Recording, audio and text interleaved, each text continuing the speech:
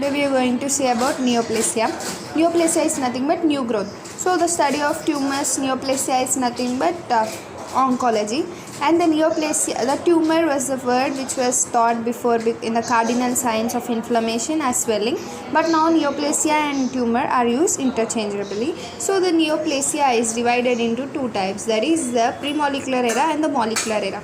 So pre-molecular era, it was given by Dr. Willis, that is nothing but calling the abnormal mass of tissue. So you may get doubt that even dysplasia is also known as abnormal growth, but it's not neoplasia. And also every new growth is not neoplasia. So what is the perfect definition for the neoplasia? It was given in the pre-molecular era, that is the abnormal mass of the tissue which is growing in an excessive manner, and it is having an uncoordinated growth with the tissue of origin, and also it's persistent if even the stimulus is lost. We know if stimulus is lost, it should stop, but this is persistent and also growing progressively. And also this is known as autonomous because it is growing by itself without any stimulus after we stop it. So this is known as autonomous. So what did the molecular era say? The molecular era gave the reasons for the neoplasia. That is, the neoplasia is because of the DNA damage. That is mainly if the proto-oncogene overexpressed. We know the proto-oncogene is a normal gene which stimulates the cell to move forward. That is to produce, proliferate and produce more cells. So if this proto-oncogene overexpress, you can understand, so there is more expression of, there is more proliferation, and also tumor suppressor gene activity is decreased. Of course the name says tumor suppressor, they need to suppress the tumor or neoplasia, but here this gene's activity is reduced, so the tumor is getting to form. And also the mutation in the anti-apoptotic gene is overexpressed. Anti-apoptotic means the cell need not to die, because here it need to proliferate more and it need to live more. So anti-apoptotic gene also should overexpress, and the activity of the pro-apoptotic gene should decrease. Pro-apoptotic means which is favoring apoptosis. So now it should not favor apoptosis because it need to live for more time and also need to produce more cells to form a tumor and the mass of cells. So then the cells over survive and they also overgrow, overexpress. So there are actually DNA repair genes normally to repair them, and if they are also damaged, this all leading to the neoplasia. So the mutation in one cell or their progeny lead to the neoplasia. For example, this is monoclonal. Neoplasia is known as monoclonal because you can see this is you think a normal cell, here all normal cluster of normal cells, but here this one cell mutation may lead to production of their neoplastic cells, and these neoplastic cells are also having this mutation continuing and forming a mass of the structure. This is known as neoplasia. So only one cell is enough to form this, but in normal hyperplasia, if you see, it is polyclonal because in hyperplasia one cell differentiate to form two other cells, another cell differentiate to form two other cells. So it is proliferating with all cells, that is polyclonal, but here only one cell mutation may enough to form the neoplasia. So this is monoclonal. And next, it's like a parasite of our own body, but because it's using humans body and it also useless growth, it is known as parasitic tissue because it's like parasite, it is being in us, using all our products, and it's benefiting by neoplastic cells for their growth. So this is also known as parasitic tissue. And the tumor or neoplasia difference, let us understand. Tumor is nothing but is acquainted with the neoplasia nowadays. Before, tumor is known as, older times it is known as the cardinal signs of swelling, as we have discussed, but now these both can be used interchangeably. And what are the two basic components of the neoplasia? The main components are the parenchyma and the stroma. You know, parenchyma is a functional cell of any cell in normal, and stroma is a supporting cell. Even like this, the neoplasia, or that is the tumor forming cells, also have parenchyma and stroma. So the parenchymic cells, first let us understand about this. These are the neoplastic cells, that is the transformed cells. So they are like, every neoplasia cells has a parenchyma, and it is used to determine the nomenclature, that is we will understand this nomenclature future. So parenchyma is the one which is used to determine the nomenclature, and also it is used to found the biological behavior of the tumors. That is, based on this we can find out whether this tumor is benign or malignant. So what is benign? Benign tumor is only to a localized area, it doesn't get moved to the other areas, but the malignant is nothing but it is moving to the distant sites. from leaving from one primary state of neoplasia to the other secondary state. This is known as malignancy. So stroma is playing a role in spreading of tumors, and it is a supporting tissue mainly containing the connective tissue, blood vessels, and also some inflammatory cells. So this is about stroma and parenchyma. So parenchyma is the main cells which is used for all these functions, and stroma is supporting this to form a very big mass of cells, that is nothing but neoplasia. So if the stroma cells are decreased so much, then the tumor is so soft and fleshy because there is no connective tissue. You can understand only one parenchyma cell, not like empty. So it is so soft, fleshy. And if because of parenchymal force, that is because by parenchymal growth factors, sometimes what happens, it lead to stroma is because of parenchymal force, the stroma is producing more amount of collagen, then this is known as desmoplasia. Desmoplasia means production of more collagen in a neoplasia, leading to desmoplasia. And sometimes there is formation of stony hard tumor, that is known as sclerose. Sclerose is because of many so much collagen present, so this is known as sclerose. Now let us understand the benign tumor nomenclature. So what is benign tumor? It is only staying to a localized area. So first neoplasia is divided into benign, that is innocent in looking, and malignant is dangerous. So first let us differentiate them and understand the nomenclature. So the benign tumor is microscopically and macroscopically appears look less dangerous. They are like innocent kind, they are looking less dangerous.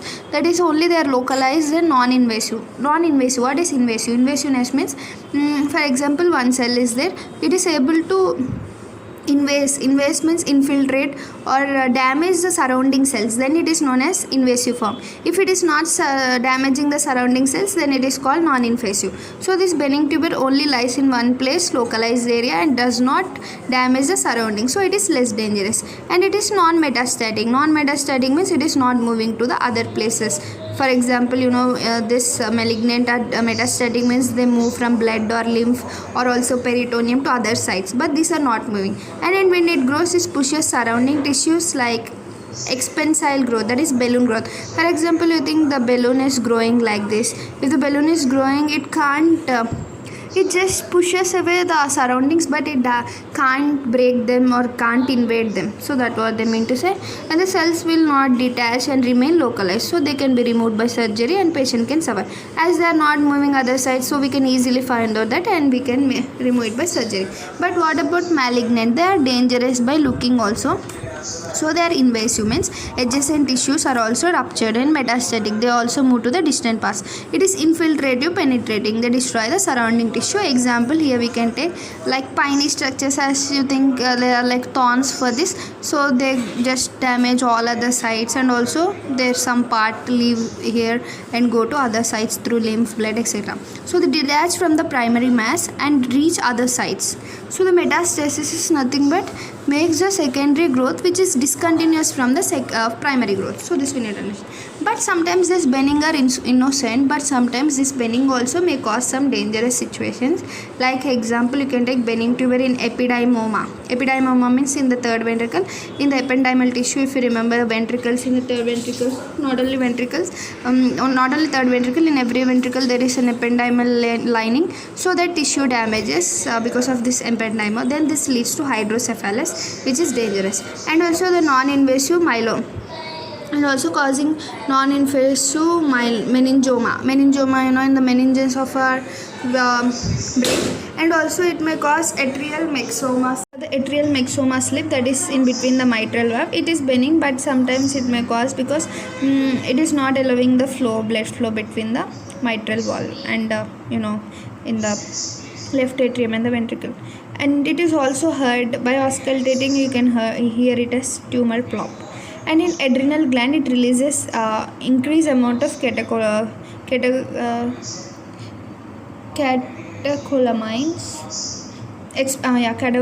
especially epinephrine.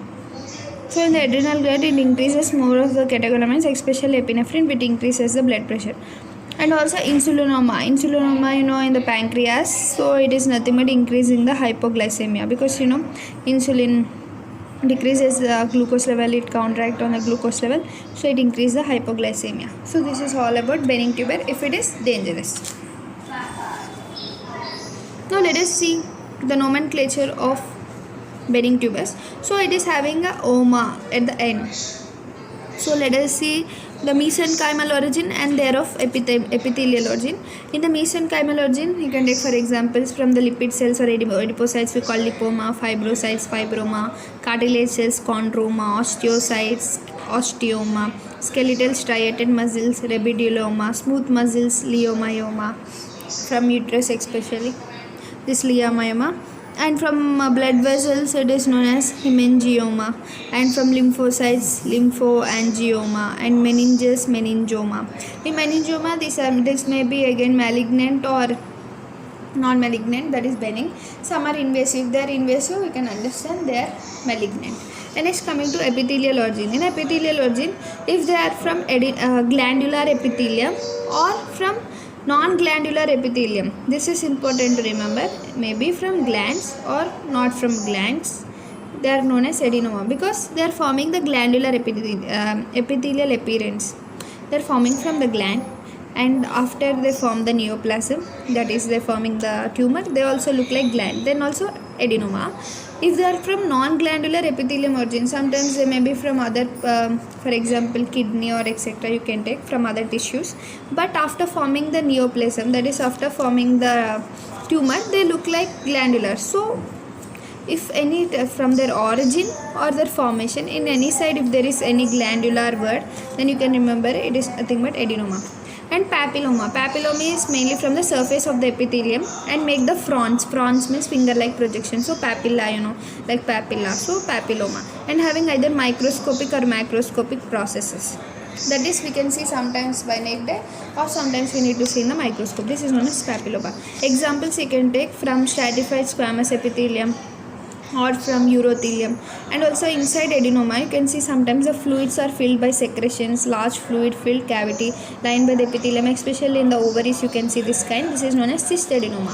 Cyst adenoma means this is outside adenoma, these epithelial cells are lining like this and inside full fluid, then it's known as cyst adenoma. Sometimes inside this cavities only like this papilla are formed, then now you can understand the name. This is also known as papillocyst adenoma, means papilla growing within the cyst.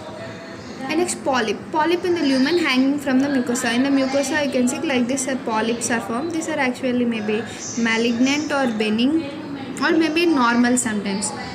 But it may also turn invasive and malignant. So polyp in the lumen, it may be it may be inflammatory polyp in infections, and it is not neoplastic sometimes or maybe benign or neoplastic.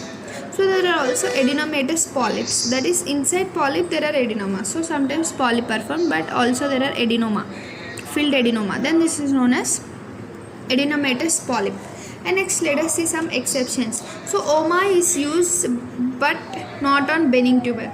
So oma we are using for benign tumors nomenclature, but sometimes there are also some words we use oma but it is not a benign tumor. Example you can take hematoma. Hematoma, it's not benign tumor but we are using. And granuloma, clostroma, hemastoma. So granuloma, what is this? Let us see. Hematoma means blood coming out from the vessels. Granuloma means a collection of inflammatory cells to imprison them. And chlorostroma means groups of cells arranged in the abnormal site. For example, in Meckel's diverticulum, the gastric mucosa is present. Or pancreatic tissue. Actually, pancreatic tissue should be in pancreas, but it is present in gastric area. So this is abnormal kind. This is known as chlorostroma. Actually, this is malignant, but oma, as oma is present, you should not think it as a benign tumor, but it is a malignant. So we should not get confused. So we need to remember this. So for this you can remember them like HGCG. HGCG are exceptions like hematoma, granuloma, clostroma and hemastoma. Hemastoma means normal cells are the normal location but abnormally placed. Means these cells are present normally in which place they need to be, but they are like in abnormal positions. Example, in lungs they are present by abnormal arrangement. So these cells, actually this hemastoma especially present in the lungs, but they are present somewhat in an abnormal position. So this is about this. And it's coming to misnomers. Dangerous malignant tumors are named at the end at oma. So that was we are saying.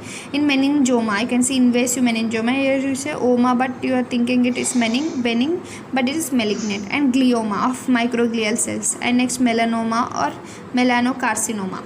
Melanoma means on skin, you can see this is again you are thinking it is benign, but it's not. And hepatoma, mesothelioma, lymphoma, seminoma. So all these are the examples. So these are also again some exceptions. And this one you can remember as SIMGMHL. So this just I put it, you can also remember it normally.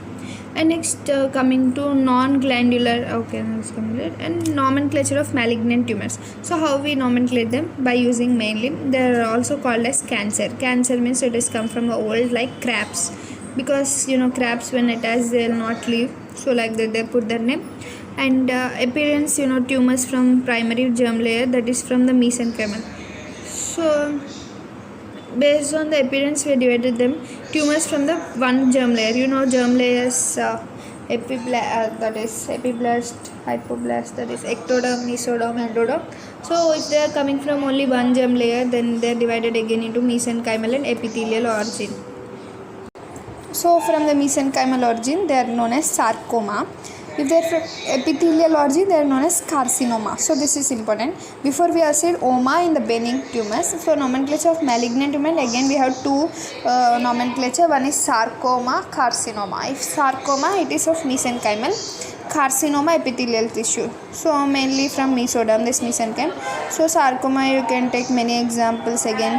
Fibers, fibrosarcoma, adipocyte, liposarcoma. So like that, you have many examples here. Once let us see chondrocyte, chondrosarcoma, osteocytes, osteogenic sarcoma, blood vessels, angiosarcoma, lymphatics, lymphangiosarcoma, mesothelium, mesothelioma, meninges, invasive meningioma. But here saying OMA is coming, but these are malignant. So these are some exceptions we need to remember. And blood lymphoma, leukemia. So like this. And here in the epithelial tissue you have carcinoma. So they may be from 3 germ layers. Some epithelial tissues they may be also from 3 germ layers, not only from 1 germ layer, because epithelial tissue is derived from ectoderm, mesoderm and also endoderm. So that we need to remember. And here you can see blood lymphoma, leukemia. So what are lymphoma and leukemia? We need to differentiate them. Lymphoma means a piece may also convert into leukemia sometimes. Lymphoma means only it is localized, only for one area it may be. Leukemia is like fluid like thing, so it spreads always. Of course it is metastatic malignant, but it itself is already somewhat leaky like, so it is spreading to the blood vessels. And leukemia may be changed sometime into lymphoma, and the lymphoma may change into leukemia. So they both will change. And next epithelial tissue, ectodermal origin, cutaneous. Let us see some of the examples of the epithelial tissue according to it is in ectodermal, mesodermal, endodermal. So let us take some examples. In ectodermal origin we can take cutaneous squamous cell carcinoma, basal cell. Why are we using carcinoma? Because of epithelial cell. And also malignant melanoma. Here again OMA came, we need to remember, it's an exception. And in mesodermal origin we have renal cell carcinoma, and in endodermal origin we have GIT adenocarcinoma. So this all we need to remember. And based on histological appearances they are divided into, if in squamous cells we call it squamous carcinoma, and glandular cells adenocarcinoma, and also papillary and also undifferentiated. So there are differentiated and undifferentiated, we need to remember. Undifferentiated means they are malignant. If they are differentiated means they are already differentiated, means they are mature cells, they are already completed, so they form a mass there is mating. Undifferentiated means they have a chance to proliferate and need to metastasis, because malignant is nothing but metastasis. So these are undifferentiated cells, and differentiated cells means benign cells, so we always remember that. And undifferentiated means we also have one word specially for this, that is anaplasia. Anaplasia is known as undifferentiated, means we can remember the malignant cells are anaplasia. And next here you can see based on malignancy there are bronchiocenic carcinoma, choriocarcinoma from the placental epithelium. These are all epithelium examples.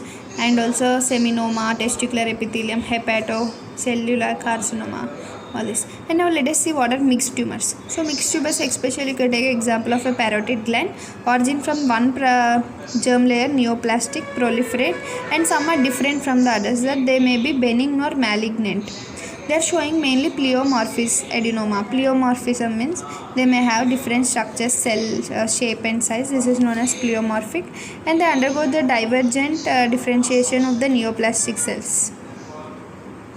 So you can see malignant tumor of the salivary gland. This is example parotid gland. And next they can be benign or malignant, that is teratomas. Let us see what is teratoma. Teratoma is from the totipotential cells, that is example zygote germ cells. So what is totipotential cell? It has a capacity to form the whole organism. So these teratomas are derived from the 3 germ layers. So that immunity model. All these are derived from only one type of germ cells, but the teratoma is derived from the 3 germ cells. So one example we can take is dermatoid cyst, that is differentiated, benign, undifferentiated, malignant. So just remember undifferentiated, malignant. Example dermatoid cyst of differentiated is benign. Benign is always differentiated. So you can see differentiation means it refers to the extent to which the neoplastic parenchymal cell resemble the corresponding normal parenchymal cells. So that is nothing but after differentiation also we can't find whether this is benign tumor, especially in benign tumors, both morphologically and functionally. So whenever we see the benign tumors, we can't find them whether they are tumors or not. So the lack of differentiation is called anaplasia. In general, benign tumors are well differentiated. So this you need to remember. Lack of differentiation means undifferentiation is nothing but known as anaplasia. So anaplasia example you can take undifferentiated means malignant tumors. So malignant tumors are anaplasia, but the differentiation is present in the benign tumors. So are well differentiated. And next usually the neoplastic cell in a benign adipocyte tumor, a lipoma, so closely resembles the normal cell that it may be impossible to recognize it as a tumor by microscopic examination of individual cells. And in well differentiated benign tumors, the mitosis are extremely scant in number and are of normal. So here mitosis is extremely scant. And you can see the lack of differentiation or anaplasia is considered as a hallmark of malignancy. So this you need to remember. In malignancy there is lack of differentiation, that is anaplasia, means undifferentiated, that is immature, so that it is malignant. If differentiated it is benign. So this is a hallmark we need to remember about benign and malignant. And in well differentiated tumors, the daughter cells derived from these cancer stem cells retain the capacity for differentiation, whereas in poorly differentiated tumors that capacity is lost. So these are some of the important points you need to remember. And next, pleomorphism. What is pleomorphism? Both the cells and the nuclei shape are changed, that is variation in the size and the shape. And the abnormal nuclear morphology, what is this? Is having the abundant chromatic, dark staining, hyperchromatic. You can see how it is hyperchromatic and having more number of cells. And next, the nuclear to cytoplasm ratio is changed, that is 1:1. Actually the nuclear and cytoplasm ratio should be 1:4 and 1:6. You know that the nucleus should be like this and cytoplasm should be more. Nucleus should be only some part and the cytoplasm should be part, but here the ratio is differing in such a way that both are becoming equal, so that we need to remember. And coming to mitosis, this exhibiting the rapid turnover such as a bone marrow, you can say undifferentiated tumors usually possess large number of mitosis. Undifferentiated means undifferentiated in malignant cells, reflecting the higher proliferative activity of the parenchymal cells in undifferentiated cells, that is in malignant cells. So more important as a morphological feature of malignancy are their atypical bizarre mitotic figures, sometimes producing tripolar, quadripolar or multipolar spindling. So this is important. They are atypical cells, that we need to remember. And loss of polarity. There is loss of polarity, that is loss in showing the cytological abnormalities like orientation of anaplastic cells is markedly disturbed, and also the sheets or large masses of the tumor cells grow in an anarchic and disorganic fashion. So this is nothing but loss of polarity. And next, another feature of the anaplasia is formation of tumor giant cells. So there are formation of very much giant cells, you know, in the tumors. So some possessing only single huge polymorphic nucleus and others having 2 or more large hyperchromatic. Hyperchromatic means the chromatin is so much dense and having the large cells with the large giant nucleus.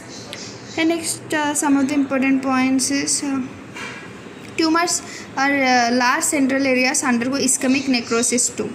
So in the tumors there is central area which is having lack of blood supply, so sometimes they also undergo lot of ischemia. And the metaplasia is defined as a replacement of one type of cell with another type. We know this about in the special repair and regeneration. But what is dysplasia? Dysplasia is a term that is literally means disordered growth, that is abnormal growth. But not all metaplastic epithelium is also dysplastic, and dysplasia is mainly encountered in the epithelia, and it is characterized by constellation of changes including loss in uniformity of the individual cell as well as loss in the architectural orientation. So dysplasia cell exhibits considerable pleomorphism and often contain large hyperchromatic nuclei with a high nuclear to cytoplasmic ratio. So here the nuclear to cytoplasmic ratio is high in dysplasia, so that thing you need to remember.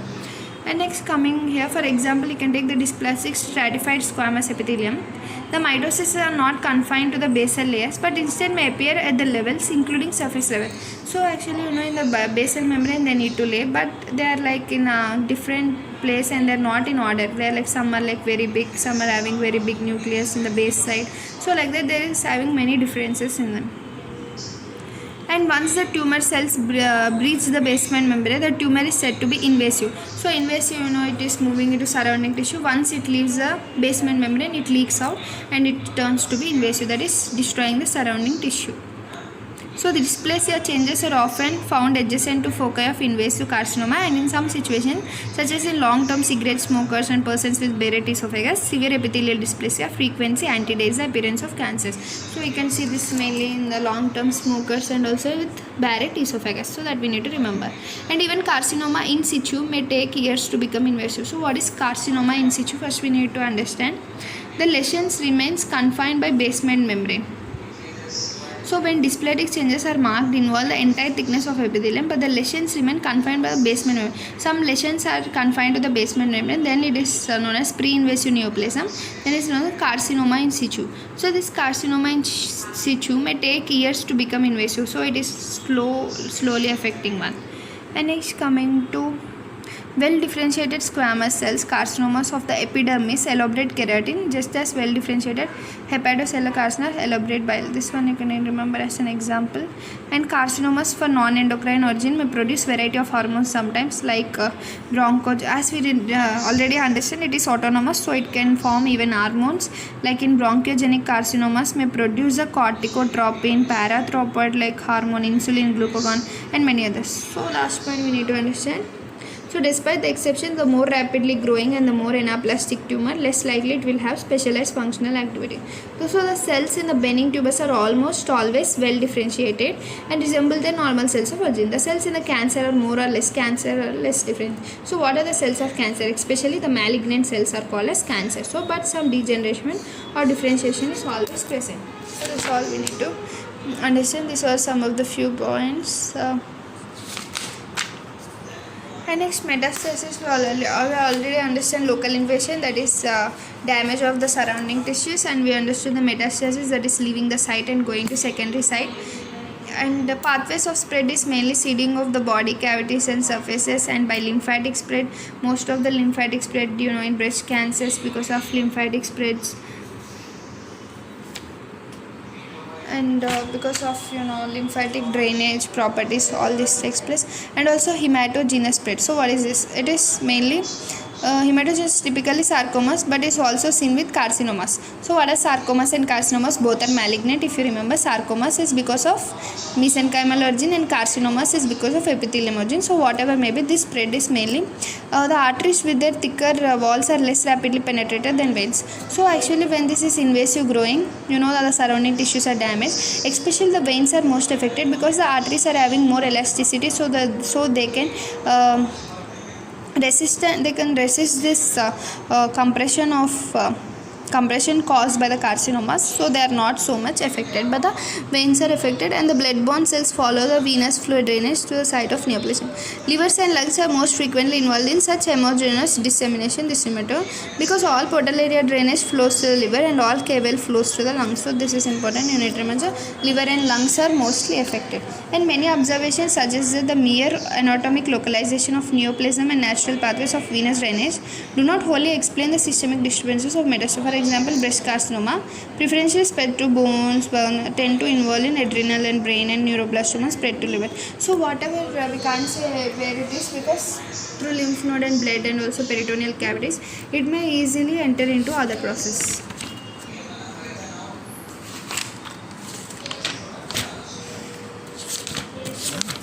So you can see the major differences between benign and malignance here. Their well differentiated structure sometimes typical of tissue of origin, some lack of differentiation with anaplasia, structure often atypical. So atypical malignant, usually progressive, slow, may come to standstill or regress. Mitotic figures rare, normal. Erratic and many be slow to rapid. Mitotic figures may be numerous, abnormal. Usually cohesive, expansile, well demarcated masses, do not invade or infiltrate surrounding normal tissues. Locally invasive, infiltrating surrounding tissue, sometimes may be seeming cohesive and expansive. And these are absent. What is absent? Metastasis is absent, and frequently present the large and more undifferentiated primary, more likely are metastasis. So this you can refer. So this is all about neoplasia pathology.